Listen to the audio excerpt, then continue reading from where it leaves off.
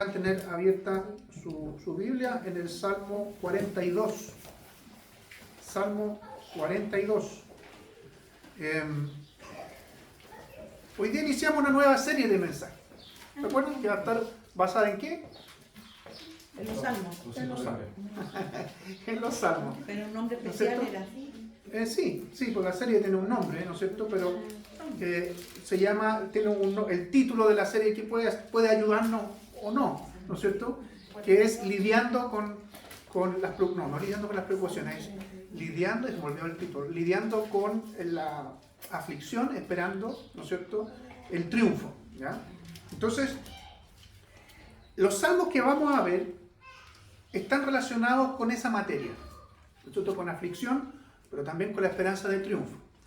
Y a modo de introducción, hablar de los salmos o estudiar los salmos, hay mucho que decir, ¿ya? Mucho. Entonces, yo voy a tratar de hacer una introducción pero muy amplia para que podamos entender lo que son los salmos. Así, en una explicación muy sencilla, los salmos son el himnario o son las carpetas que nosotros tenemos que tenía el pueblo de Israel en la antigüedad. Eso es. Lo importante, sí, es que los salmos son palabras inspiradas. Muchos de los himnos que nosotros cantamos no son palabras del Señor, ¿ya? Eso tiene su valor de todas maneras que podamos cantar, pero en los salmos todo es palabra del Señor, eso tiene un valor importante, ¿ya?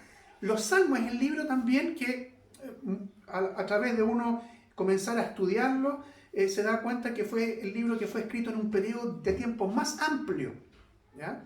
Uno generalmente en el contexto evangélico, uno escucha salmos y lo asocia a David, al rey David, y cree muchas veces que cualquier salmo que agarra es un salmo de David. Lo que pasa es que la mayoría de los salmos fueron escritos por David, esos fueron compuestos, ¿ya? Y también a algunos les puso música, él mismo. Pero no es David el autor de todos los salmos. De hecho, el grupo de salmos que vamos a ver en esta serie no es el autor David, ¿ya? Vamos a ver, ¿no es cierto?, quién es el autor o quiénes son los autores de esos salmos. Pero también podemos decir que los salmos están divididos en varios libros, ¿ya? Libro primero, libro segundo, libro tercero, libro cuarto y libro quinto. Son en total 150 salmos que los podemos dividir así. Ahora, este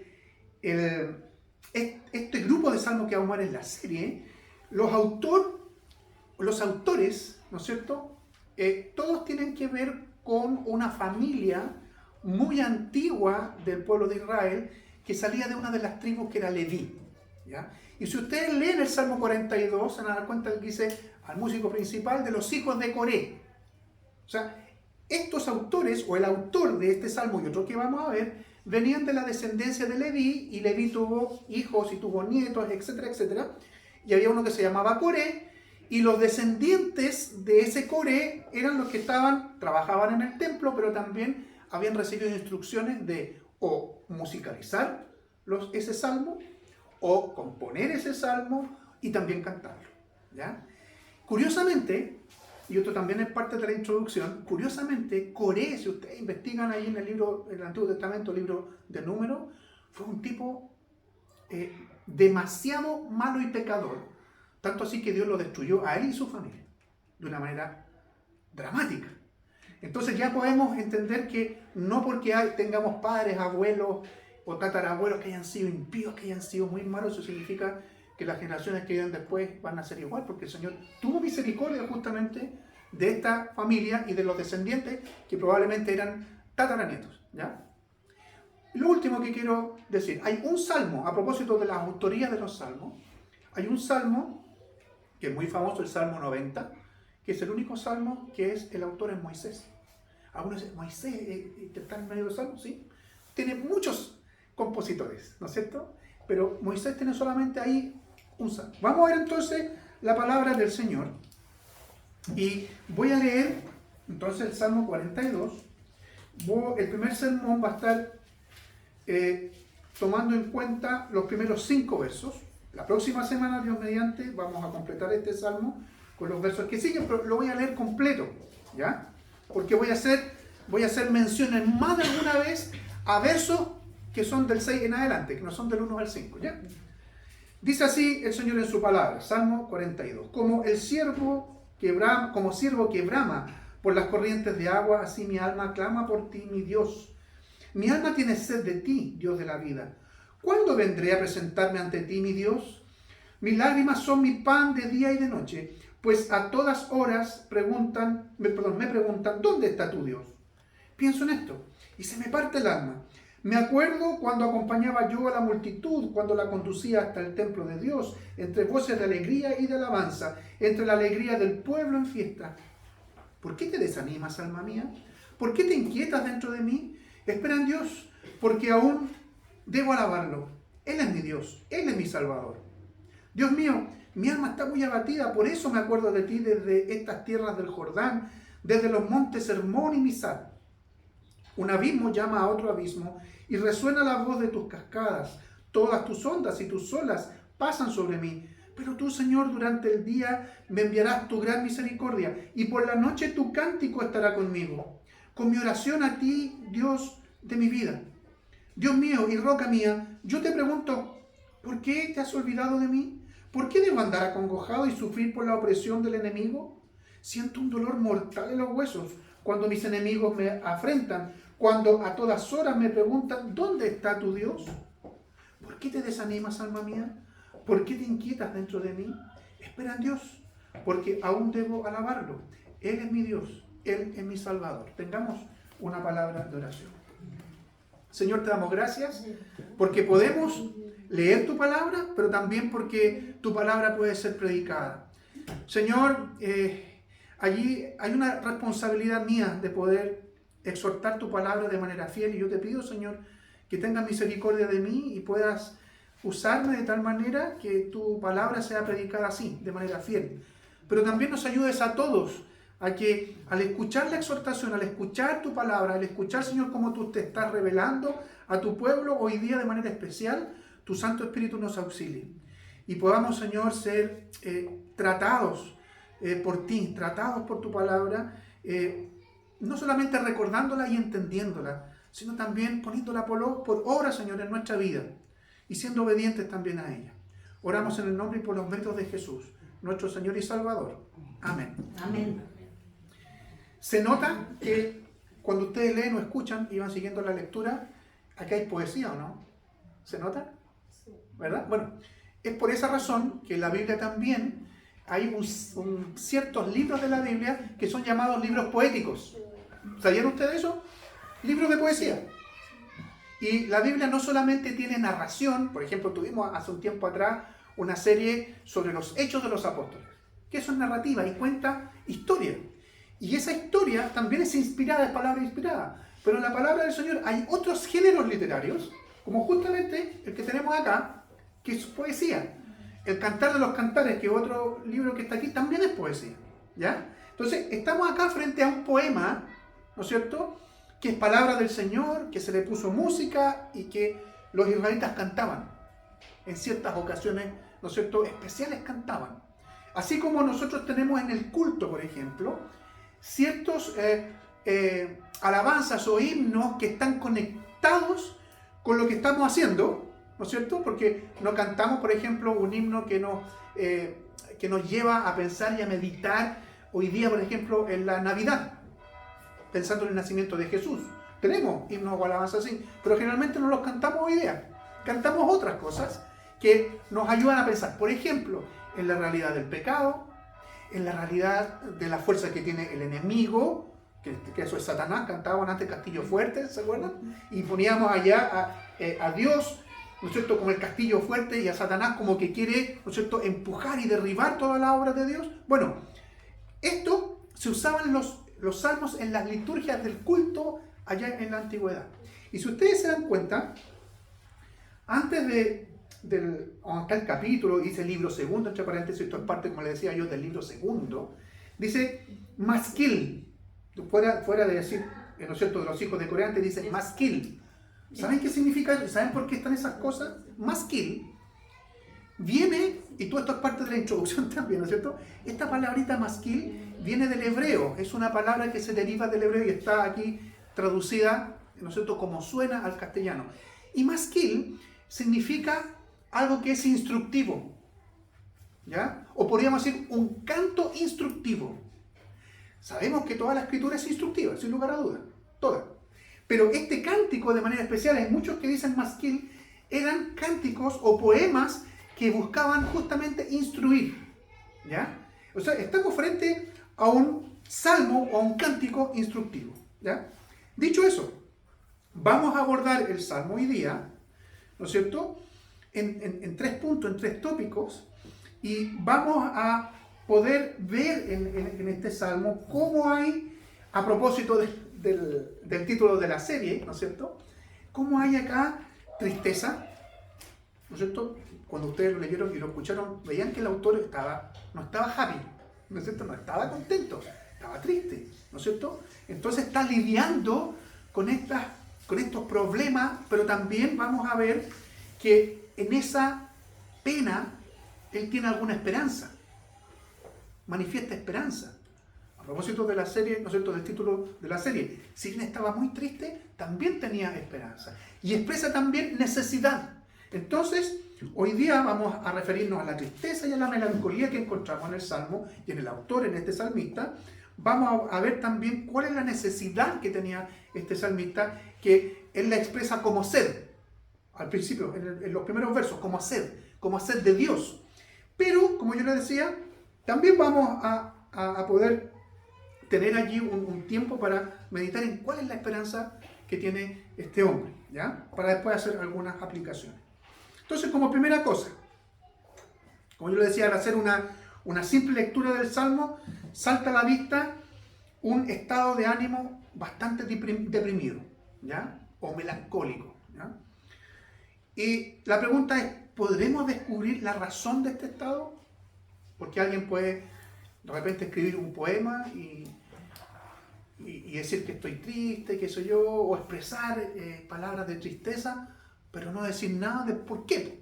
A lo mejor podemos llegar a intuir en las canciones que nosotros de repente escuchamos o leemos o le ponemos asuntos a la letra.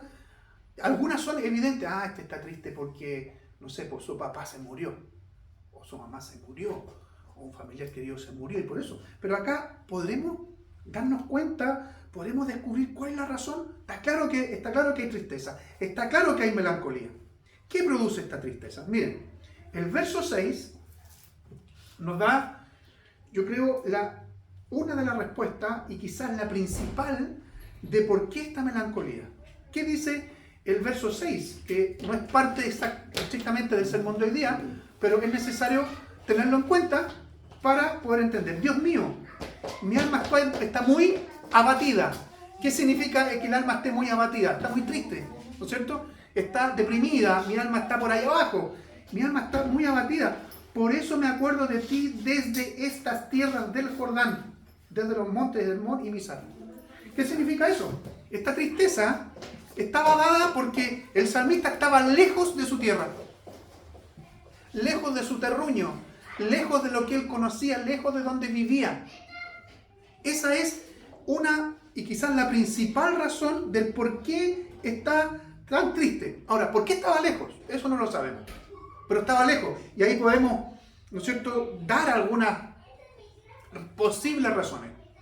Lo secuestraron, se lo llevaron para allá, y estaba encarcelado, o estaba arrancando porque lo estaban persiguiendo, o no sé, pues, podrían haber sido tantas cosas del por qué estaba en ese lugar. Estaba allá a lo mejor desterrado, ¿no es cierto? Su labor, y esto es importante, la labor que él tenía, acuérdense que es descendiente de los hijos de Leví, ¿no es cierto? Y su labor giraba necesariamente en Jerusalén, donde estaba el templo. Entonces él servía en el templo. Eran de las personas que estaban exclusivamente sirviendo en el templo y estaban lejos. Entonces eso lo ponía y estaba viviendo muy triste. Y junto con eso, además podemos ver en el verso 3, o sea, estaba lejos de Jerusalén, lejos de lo que él amaba hacer, junto con toda su familia. Pero además dice el verso 3, mis lágrimas son mi pan de día y de noche, pues a todas horas me preguntan, ¿dónde está tu Dios? O sea, fuera de estar lejos de Jerusalén, estaba en el lugar, podríamos decir, en otro país, donde había un contexto social pagano, y esos hombres o esas personas lo pasaban molestando y diciendo, ¿y dónde está tu Dios? En aquel tiempo, los dioses estaban asociados a un país en especial. O sea, si este es Asiria, estos son los dioses, y los dioses cuidan a Asiria, los dioses cuidan a Egipto. Entonces estaban lejos en otro país y lo pasaban, en buen chileno, ¿no es cierto?, hinchando. ¿Dónde está tu Dios? ¿Dónde está tu Dios? Todos los días. Todos los días. Entonces, es entendible por qué este levita, por qué este descendiente de Coré, por qué este salmista escribe esto. Estoy lejos incluso de lo que yo hacía, como era mi trabajo, lo que hacía yo, porque el trabajo era de adoración, era, como vamos a ver más adelante, ¿no es cierto?, un tipo de liturgo, como lo que hizo Marta hoy día, conduciendo a la iglesia, en aquel tiempo conduciendo al pueblo de Israel a la adoración. Y no solamente lejos, sino que también era molestado. O podemos decir, era perseguido de esta manera, molestándolo. ¿Dónde está tu Dios? ¿Qué pasa con tu Dios? Tú dices que tu Dios aquí y acá y mira dónde está. No te cuida. Entonces, podemos entonces también llegar a entender el porqué de esa tristeza profunda. Y también hay cosas que hacen o que van de alguna manera echándole más ingredientes a la juguera para que el pesar sea más profundo o el estado de ánimo sea más depresivo. Y aquí viene el porqué, el título del mensaje de hoy, que no lo he dicho. El mensaje de hoy significa, o sea, ¿qué significa? El título es añoranza. ¿Saben lo que significa la palabra añoranza o añorar? ¿Qué es? Extrañar, ¿no es cierto? O echar de menos, ¿no es cierto? Entonces, ¿qué es lo que hace que el pesar, además, fuera de estas dos cuestiones, que yo ya le he dicho, estar lejos y estar siendo molestado constantemente o perseguido, o sea, va mucho más, hace mucho más profundo esta tristeza? Era la añoranza del servicio en el templo, como yo decía, era lo que él hacía. A eso se dedicaba. La participación de él mismo como el anfitrión o como el guía, ¿no es cierto?, en la adoración con el resto de la comunidad. Y esto mismo, es decir, la melancolía, la tristeza, hace que día y de noche, ¿no es cierto?, pasara llorando, como dice el verso 3. Mis lágrimas son mi pan de día y de noche. Es como que está tragando, o sea, mi alimento en realidad son lágrimas, de día y de noche. Prácticamente lo expresa como que el sustento de él, entre comillas, el sustento cotidiano, en vez de ser pan, en vez de ser comida, son lágrimas. Son lágrimas. Traga lágrimas constantemente.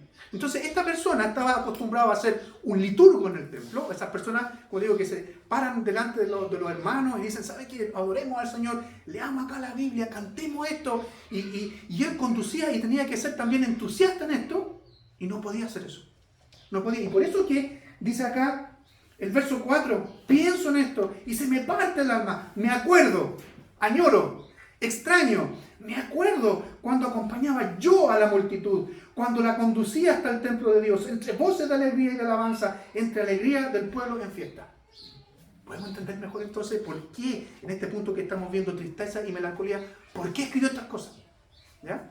Y yo quiero aquí que poco a poco ustedes vayan pensando en qué momentos de la vida, puede ser hoy día incluso, ustedes estén teniendo cierta melancolía, cierta añoranza, ciertas cosas que muchas veces le hacen llorar. Muchas veces le hacen llorar, quizás como el mismo autor de este salmo. ¿Ya?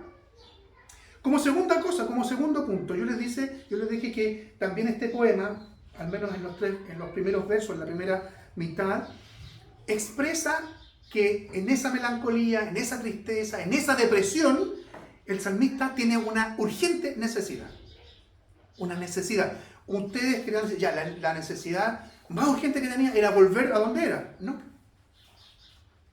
Parecía como obvio, ¿no es cierto? Si estoy triste, si estaba triste porque estaba lejos, porque no podía estar en el templo, porque no podía celebrar el culto, porque lo molestaban. Entonces, la más urgente necesidad de él era estar en Jerusalén, estar en el templo y estar ahí. No, pero no es la principal necesidad. ¿Dónde encontramos que su necesidad es otra? Estos sentimientos de añoranza, estos sentimientos de melancolía, que retratan un momento de profunda depresión en el salmista, son solo el síntoma de algo mucho más profundo. Lo que pasa es que en realidad esta añoranza o esta melancolía Se trata de que le falta una cercanía o una relación profunda con Dios. Y el salmista lo expresa como tener sed. Fíjense el verso 2, la segunda parte, al final del verso 2. Mi alma tiene sed. ¿De qué? ¿De agua? No, tiene sed de ti, Dios de la vida. Mi alma tiene sed de ti. Entonces, la necesidad más profunda no era necesariamente volver a Jerusalén. Probablemente eso, como una añoranza, lo necesitaba. Pero la necesidad más profunda era que su alma, que él, porque cuando se refiere al alma, no se refiere a una cosa que es ajena al salmista, que es ajena a la persona. El alma no es ajena a ti. El alma es parte de nosotros. Nosotros somos cuerpo y alma. Si no tuviésemos el cuerpo, estaríamos muertos. Y si no tuviésemos el alma, también estaríamos muertos. Entonces dice, mi alma, y él lo expresa poéticamente, mi alma tiene sed. Sed de ti, Dios de la vida. Y el salmista usa una ilustración para poder expresar la palabra del Señor aquí, porque es palabra del Señor, para poder expresar de mejor manera lo que está viviendo. Y por eso dice, como un ciervo, como una gacela. Ustedes han visto en la serie, en las películas, ¿no es cierto? Acá en Chile el único ciervo que tenemos, ¿cuál es? No, dos, ciervo. Hay dos ciervos. ¿La llama? No, es un camaleón. Pudú, chiquitito. El pudú, ¿sí? ¿Y el otro es él? ¿Él? ¿Qué dijo por ahí? Huemul. Los huemul son los únicos dos ciervos. Bueno, esos no existen allá, en esta tierra. Solamente en el desierto no podía haber gacelas. Si ustedes conocen las gacelas, pues son chiquitas también, ¿no es cierto? Muy rápidas. Y hay una expresión que dice, danza como una gacela, porque son muy lindas cuando saltan, ¿no es cierto? Bueno, entonces él está diciendo como una gacela, como un ciervo, que busca desesperadamente agua en algún arroyo, y sin embargo es un agua que les esquiva o es escasa. Imagínense usted, este animalito buscando, ¿no es cierto?, dónde beber en algún arroyo, pero que le es esquivo, ¿no? Y anda por ahí como esta gacela que brama, trae el agua, ¿no es cierto? Así de desesperado estoy. Así mi alma de desesperada está. ¿Por qué? ¿Por quién? Por ti, mi Dios. Voy a leer textualmente. Como ciervo que brama por las corrientes de agua, así mi alma clama por ti, mi Dios. Mi alma tiene sed de ti, Dios de la vida. ¿Ya? Entonces, si hay una necesidad urgente que él necesita que sea suplida, fíjense, no es volver a Jerusalén, no es volver a hacer su pega, su trabajo, que era un trabajo muy especial también, y un trabajo, podríamos decir, de tremenda bendición. ¿Sí? Todos los trabajos son de bendición, pero es un trabajo especial para él, y lo añoraba con tanta fuerza que eso lo deprimía. Pero su principal necesidad era Dios. Su principal necesidad era tener una comunión íntima con Dios. Y la ilustración no es porque sí. Esta ilustración que usa de un animalito buscando agua, ¿no es cierto? No es porque sí, porque sabemos que esta es palabra del Señor, no es algo antojadizo y que Él se iluminó y que Él se empezó a escribir esto. No, es palabra del Señor. Y fíjense por qué. Porque esto nos da otras perspectivas a considerar. Ustedes saben probablemente que las aguas corrientes, las aguas no estancadas, son consideradas aguas vivas. ¿Sí? Ustedes saben que el agua estancada se pudre. Se empieza a llenar, ¿no es cierto?, de ciertas algas, y después se pone verde y después huele mal, ¿no es cierto? Bueno, entonces fíjense que esta ilustración dice como este animalito, como esta gacela, busca agua, pero no cualquier agua. Cuando usted lee corrientes de agua, no está diciendo aquí que la gacela está buscando un charco de agua o una laguna de agua. Es el agua corriente, el agua, lo que se llama aguas vivas, aguas frescas. No como la que vendía el chavito, ¿no? Aguas frescas, ¿se acuerdan de ese? Bueno, pero no, es aguas corrientes. Entonces, lo interesante es que en el texto esto no lo sabemos. Esto lo sabemos o lo averiguamos cuando empezamos a hurguetear en la escritura y a entender qué es lo que dice aquí. Bueno, cuando usted lee en el original, yo no sé hebreo, pero uno puede buscar, ¿no es cierto?, textos que está en el original de la Biblia, que el Antiguo Testamento fue escrito en hebreo, y también al lado, ¿no es cierto?, en esa misma Biblia, usted puede tener la traducción al español o a otros idiomas, Bueno, cuando usted lee aquí, mi alma tiene sed de Dios o mi alma clama por ti, mi Dios, la traducción en el original de Dios es el Dios viviente, que muchas veces se ocupa en la escritura.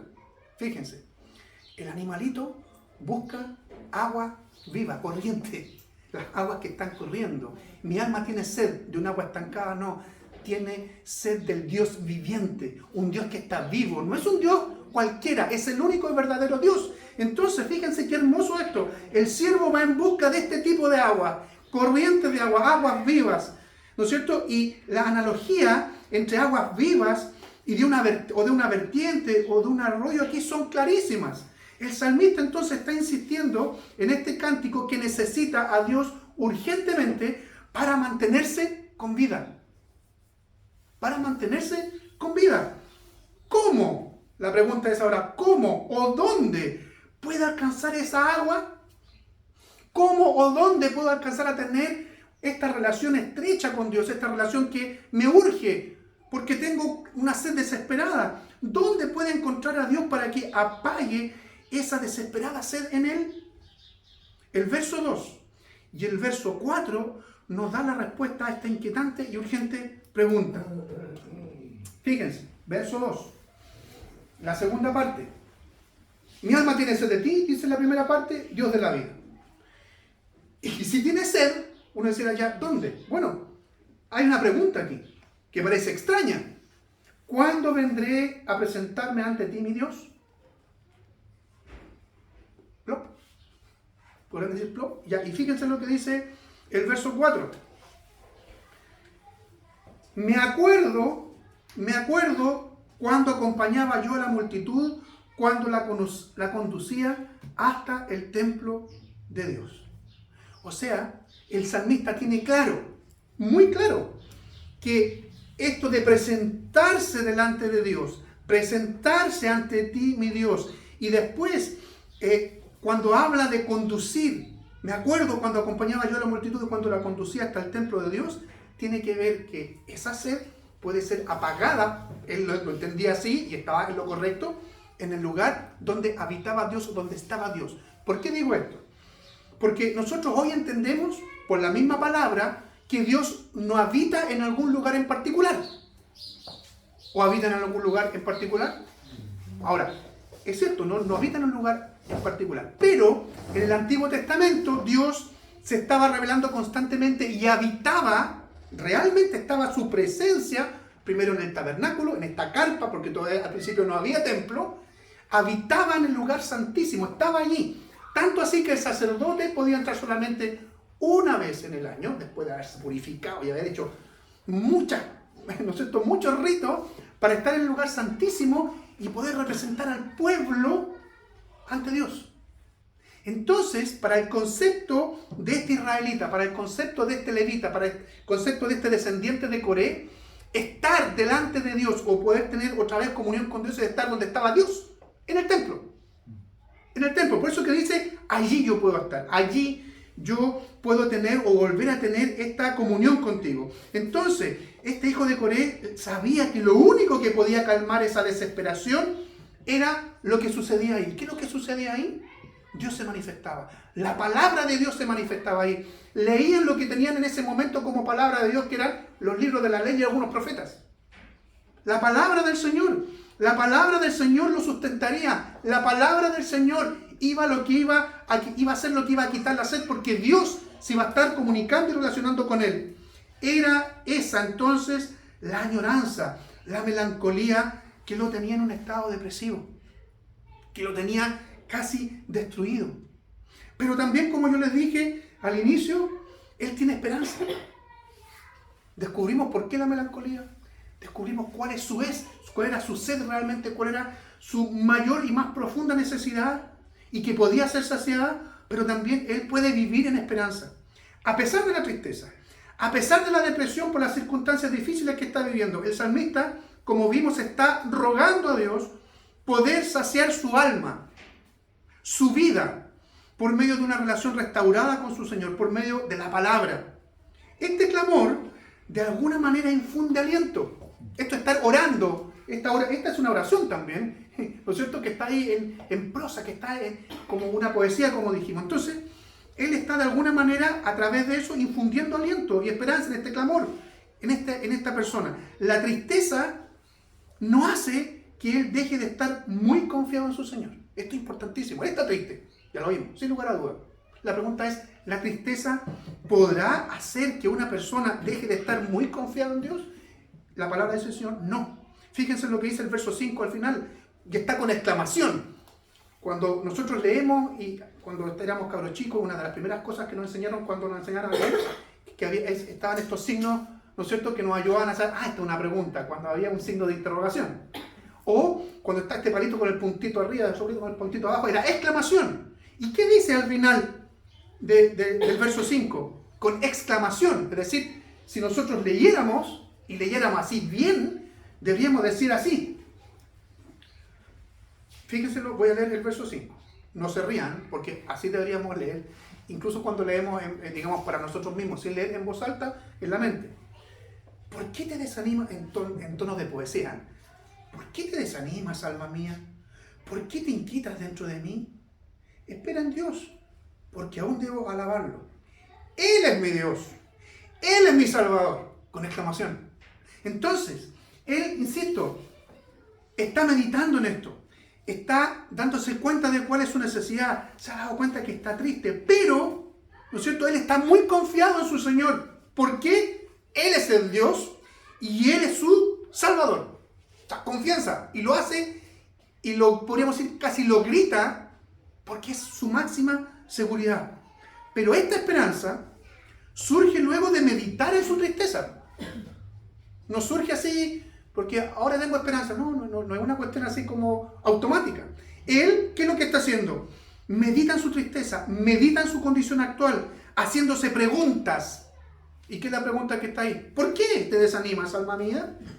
¿Por qué te inquietas tanto dentro de mí? Podríamos decir que aquí hay un tipo de autoexhortación, autopredicación. Él se está predicando a sí mismo con respecto a su fe. Entiende, y seguramente muchas veces escuchó distintos mensajes de la palabra de Dios al respecto. Él entiende que su confianza está en quién es su Dios, en quién es su Salvador, y esa fe permanece intacta. Intacta. A pesar de su tristeza, a pesar de las dificultades, a pesar de extrañar su ciudad, a pesar de extrañar el templo, a pesar de todo eso, su fe permanece intacta. Hace un momento, de hecho, él ha confesado en el Salmo que el único que puede apagar su sed espiritual es Dios. Bueno, ese mismo Dios todopoderoso es en quien debe poner toda su esperanza y confianza, con además expresiones de alabanza. ¿Sí? Esa es la exposición del sermón. Ahí están los 3 puntos de este mensaje de hoy. Pero tenemos que aplicar, porque un sermón, un mensaje sin aplicaciones es lo más insípido que hay. ¿Ya? Fíjense que esto sería como usted, no sé, pues cuando tendrá más hambre, en la mañana para tomar el desayuno, o el almuerzo, o la comida, si es que tomamos 11, no sé. Sería tan absurdo, ¿no es cierto?, cuando usted dice, ¡hoy tengo tanta hambre! Sí, ya entonces me voy a preparar un pancito tostado, le voy a poner mantequilla, ¿no es cierto? Que es rico el pan tostado con mantequilla, ¿no es cierto? Y usted lo prepara y va a poner un tecito y deja el pan con mantequilla y el tecito ahí. ¡Qué rico! Y no se lo come. Dígame si no es estúpido eso. Bueno, un mensaje, un sermón sin buscar aplicar es como prepararse el pancito con mantequilla, el tecito, el café, y dice, ¡qué rico! Y no se lo come. Bueno, apliquemos. Busquemos aplicar con la ayuda del Señor también. Hermanos, las vivencias del salmista no son las únicas. Esto de esperar, de llorar, de tener depresión, de tener sed, no son las únicas. A lo largo de la historia del pueblo de Dios se han repetido en innumerables ocasiones. Y aquí yo me acordé de 2. Traté de pensar en otras, pero vinieron a mi mente solo 2. La primera la tenemos en el mismo libro de los Salmos, por allá en el Salmo 137. Fíjense el Salmo 137. Lo voy a leer, parte nomás, un par de versos, 4 versos. Y díganme si no se parece mucho al sentimiento del salmista, de este salmista que vimos hoy día. Salmo 137. Miren, junto a los ríos de Babilonia, ¿quién eran estos? Estaban exiliados en Babilonia. El pueblo de Judá, ¿no es cierto? La tribu de Judá se lo habían llevado lejos también. Ahí sí que estaban exiliados, y sabemos por qué. Porque un rey, ¿no es cierto? El rey de Babilonia los tomó, capturó Jerusalén y se llevó a la gran mayoría de las personas hacia Babilonia. Entonces, esos que estaban en Babilonia, lejos también de Jerusalén, decían, junto a los ríos de Babilonia, nos sentábamos ¿a qué? A llorar. Nos sentábamos a llorar al acordarnos ¿de dónde? De Sion, ¿no es cierto? Del lugar de nuestra tierra. Sobre los sauces de la ciudad, de Babilonia, ¿no es cierto? Colgábamos nuestras arpas. Los que nos capturaron nos pedían que cantáramos, también eran molestados. O sea, probablemente decían, ¿dónde está tu Dios? Oye, cántale a tu Dios. Nuestros opresores nos pedían estar contentos. Decían, canten algunos de sus cánticos de Sion. Y el verso 4, ¿y cómo podríamos cantarle al Señor en un país extranjero? Después dice Jerusalén, si acaso llego a olvidarme, y empieza a añorar justamente Jerusalén. Dígame si no es exactamente la misma añoranza que tenía el salmista. Aquí, este tipo que no sabemos cómo se llamaba. ¿Sí? Lo mismo. Pero también podemos encontrar, como para mostrar que esto hacía una permanente también circunstancias que vemos en la Escritura. No, ahora no voy a leer una cita, pero solamente se lo voy a recordar. El apóstol Pablo, en una circunstancia distinta también, dice, quiero irme con el Señor. Quiero irme con el Señor. Y no sabe realmente qué es mejor. Porque dice, quiero morirme, quiero partir con el Señor. Pero también quiero quedarme. Pero él añora. Y dice, no sé si quedarme para ser de bendición para mis hermanos, para la iglesia, o partir con el Señor. Él añora también, con otras perspectivas, pero añora. Entonces, estas cosas, estas vivencias no son las únicas que encontramos en la Escritura. Y probablemente usted, como yo le dije al principio, ha estado dándole vuelta cuando ha vivido cosas similares. ¿Ya? Por otro lado, es natural, estamos aplicando ahora, es natural que las personas en general extrañen lugares y personas cuando están lejos de ellos. ¿Sí? Es natural. Se extraña el hogar, se extrañan amigos, se extraña una ciudad en especial, etc. Pero en general, también, las añoranzas, este echar de menos, surgen en tiempos difíciles o en tiempos de prueba. Es raro que exista una nostalgia cuando uno está viviendo buenos tiempos.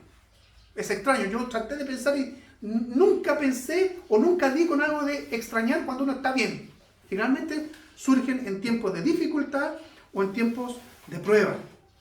Cuando somos ancianos, ¿qué echamos de menos? La juventud. ¿O no? Bueno, yo sí. ¿Sí? Aunque no soy tan anciano todavía. ¿Ya?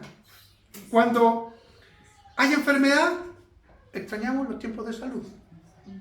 Eso lo he vivido también. Yo sí pienso, hace 7 años atrás, corría como cabro chico, no me pasaba nada. Hoy día me pongo a correr así y el alma casi me mata. Entonces, sí, extrañamos, ¿no es cierto?, el tiempo de salud cuando estamos enfermos. Cuando estamos solos, echamos de menos la compañía de seres queridos y amigos. Así, cuando el cristiano, cuando nosotros nos encontramos débiles, extrañamos aquel tiempo de vigor espiritual. No sé si le ha pasado eso. Probablemente a los que son nuevos, como cristianos nuevos, como la mayoría que está sentado allá atrás, no han experimentado esto aún, pero lo van a experimentar. Es justamente a esto último, esto de extrañar los tiempos de fortaleza espiritual, a lo que apunta hasta aquí este salmo. ¿Ya? ¿Te puedes ver identificado en el salmista? ¿Hay aspectos de tu vida que necesiten urgentemente del Dios vivo? ¿De esas corrientes del Espíritu que traen refrigerio y descanso para la vida, para tu vida, para la mía? ¿Extrañas eso? ¿Necesitas eso? Cuando esto sucede, puede ser hoy día, no lo sé. ¿Extrañas los tiempos de comunión con el Señor en tu adoración privada y pública? Las dos son importantes. Adoración privada y pública, de estar firme, fuerte, de estar gozoso en el Señor. ¿Extrañas o sientes nostalgia de celebrar el culto junto a tus hermanos y recordar con alegría eso? Yo sé al menos de una persona que constantemente nos lo dice. Una. Mi hermana Violeta. por enfermedad, por lo que sea, cuando no puede y nos juntamos otra vez, lo extrañé tanto, hermano, lo extrañé tanto que estuviéramos en el culto, no podía ir al culto, ¿o no, Violeta? ¿No es cierto? ¿Usted extraña? Sí, pastor, obediente, no. Ella sabe por qué, porque lo ha expresado muchas veces. O sea, ella añora, así como este hijo, este descendiente de Coré, añoraba, aunque ella no está lejos de su tierra, está aquí, pero por circunstancias de salud, a propósito, no solamente añora estar bien de salud, sino que extraña poder estar con los hermanos y celebrando el culto. Entonces, extraña, ¿sientes nostalgia de esto? ¿O eso da lo mismo? ¿O eso te da lo mismo cuando por alguna circunstancia, cualquiera que sea, feliz o no feliz? Por ejemplo, una circunstancia feliz, te tocó por la gracia del Señor estar lejos de la ciudad y estar paseando, ¿no es cierto? Y llegó el domingo y extraño estar celebrando al Señor con los hermanos. Eso es una cuestión feliz, ¿no es cierto? Pero por enfermedad, porque por alguna razón, ¿no es cierto?, de fuerza mayor, hubo un temporal, como pasó tantas veces, se cortaron los caminos, no pude participar del culto. ¿Te daba lo mismo? ¿Te da lo mismo? Debemos probarnos en esto, hermanos. Es muy posible que ante esas pruebas o dificultades estemos incluso acudiendo a falsos dioses o rindiendo cultos a ellos o poniendo la esperanza en personas de carne y hueso que no tienen el poder de saciar verdaderamente nuestra sed. Si te ha dado lo mismo alguna vez porque estuviste lejos, y peor todavía, cuando de pronto preferimos quedarnos en casa descansando, porque estoy muy cansado, muy cansada, descansando en vez de estar celebrando al Dios de la vida. A propósito, digo Dios de la vida a propósito del Salmo, el Dios viviente y el Dios que da vida. El Señor, hermanos, nos ha dejado su santa y bendita palabra para ser saciados siempre. Siempre. El lugar correcto para ello, para ser saciado, es la santa asamblea de los hijos de Dios adorando y al único verdadero Dios. Es decir, cuando tú experimentes esta urgencia de la palabra de Dios, primero, lo fundamental es tu relación con Dios a través de la palabra, en tu devocional privado, pero también en la adoración pública. ¿Por qué? Porque es allí donde encontramos el alimento y el agua espiritual. No lo encuentras en otro lado. No lo encuentras en otro lado. No lo vas a encontrar ni en amigos, no lo vas a encontrar ni en la familia, no lo vas a encontrar ni en tu trabajo, no lo vas a encontrar en ningún otro lugar, sino que en la palabra de Dios. Y fíjense esto, para terminar y cerrar, a propósito de porque alguien dice, sí, pastor, yo me quedé en la casa, estaba muy cansado o muy cansada, pero leí la Biblia. Leí la Biblia, y ya leí la Biblia, también celebré culto al Señor. Bueno, fíjense ustedes que el Señor es retratado como el gran pastor de las ovejas. ¿Sí? ¿O no? Sí. Ya, como el gran pastor de las ovejas. Ahora, los rebaños de ovejas son atendidos todos, yo nunca he visto algo distinto, todos, y por causas, podríamos decir, naturales, todos los rebaños son atendidos de manera colectiva por el pastor. O sea, es atendido el rebaño. Cuando hay un pastor y pastorea el rebaño. No dice, ahí está el rebaño, entonces voy a ir a buscar al corral y voy a sacar esta oveja o este cabrito y lo voy a pastorear. Después de, este otro, voy a sacarlo para acá y lo voy a pastorear. Después, no, son todos son pastoreados. Son pastoreados de manera colectiva. Y en este caso el Señor, el gran pastor de las ovejas, nuestro Señor Jesucristo, nos pastorea a nosotros juntos. No lleva a las ovejas de manera individual a los pastos, más bien las reúne y las alimenta. Eso sucede de manera especial, ¿dónde? ¿Dónde el Señor reúne a sus ovejas hoy día? ¿Dónde? En el culto público. Bien. Ya, terminé el sermón y con esto me quedo contento. Bien, en el culto público. Tengo sed de Dios. Tengo sed de ti, Señor. ¿Qué es lo que entendía el salmista? Debo estar donde la palabra está. Y por eso que añoraba el templo. Claro, no estoy diciendo que ustedes tenemos que construir un templo y porque ahí va a estar el Señor. No, el Señor está siempre en todo lugar cuidándonos. Pero el Señor reúne a las ovejas y las pastorea de manera colectiva. Por tanto, eso sucede de manera especial en el culto público, donde bajo la palabra de Dios somos sustentados, somos alentados por nuestro buen pastor. Entonces, hermanos, pongamos en el lugar adecuado en nuestra vida el gran privilegio y demanda del Señor de reunirnos como el rebaño de Dios bajo la protección de Jesús, el gran pastor de las ovejas. Bueno, no es antojadizo cuando yo cada cierto tiempo estoy recordando, esto es importante. El domingo es importante, y todo el domingo. Es decir, acá se predicó la palabra del Señor, y usted el domingo en la tarde puede agarrar el Salmo y decir, lo voy a leer otra vez, y voy a recordar lo que estaba exhortando el pastor. Ah, mira, este caballero estaba tan triste porque estaba lejos, y mira, lo que no quería era hacer esto, mira, pero tenía sed, y quería ser saciada en su sed, sí, y lo sació el Señor, sí, lo sació, pero además podía vivir en esperanza, estando lejos, estando triste, podía tener esperanza. Hermanos, eso es lo que tenemos que hacer. Eso no sucede en otro lado. ¿Cuántos quisieran a lo mejor? Ay, a mí me gustaría tener el pastor en mi casa y que el pastor venga a predicar toda la semana. No lo voy a hacer. No lo voy a hacer. Porque no es lo que la palabra del Señor nos indica. Por algo acabamos de leer hace un rato atrás. El único mandamiento que dice, acuérdate, es acuérdate del día de reposo para santificarlo. ¿Será? Porque el Señor sabe y conoce que nosotros es el mandamiento que más nos haríamos al olvido. Acuérdate del día de reposo para santificarlo. ¿Sí? Hermanos, palabras del Señor hoy día. Que el Señor nos aliente, que el Señor nos ayude. Que el Señor me ayude a mí en el desafío que delante de Él también me planteé de poder predicar los salmos. De aquí hasta, espero antes que me muera poder predicarlos todos. No sé si el Señor me lo concederá. Porque si se dan cuenta, agarramos un salmo y acabo de predicar sobre la mitad del salmo. O sea, el Señor simplemente podría llamarme en algún momento y no terminar de predicar los salmos. Espero poder hacerlo todos los años, tener un tiempo, ¿no es cierto?, donde podamos seguir alguna serie. Les pido que nos inclinemos en oración al Señor y podamos dar término